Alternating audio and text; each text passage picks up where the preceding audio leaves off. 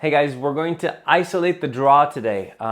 Specifically, I'm outside the waistband, but I think this drill could work very, very well inside the waistband as well. It's going to be a methodical, no speed involved at the beginning, just grabbing the gun out of the holster subconsciously. So how do we build that? We're going to do multiple things. First, we're going to be deliberate in the way we do it, deliberate in the way we move the support hand.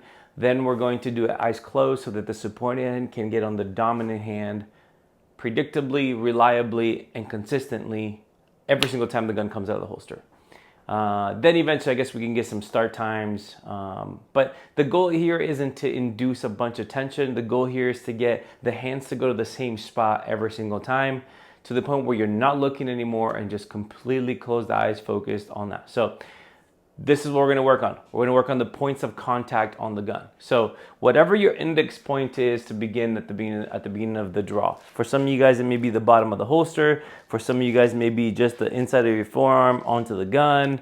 Everybody's got different index points that you're trying to work on, and whatever, that's fine. The different shape of your body, the different shape of your gun, and the placement of your holster will be different than mine. So for me, if I am going to do a pluck draw, I oftentimes use my thumb and my index fingers kind of on the holster so that I can have a very specific starting point. And then I'm going to have my first point of contact is going to be the web of my hand right there, right? Is going to go into the beaver tail of the gun. That's going to be my first point of contact. My second point of contact is going to be my middle finger of my dominant hand, where the knuckle is, which is all beat up, right? Is going to go right into the beginning of the trigger guard. Not anywhere on the trigger guard, but where the trigger guard meets the grip, right there. So I am going point 1, point 2.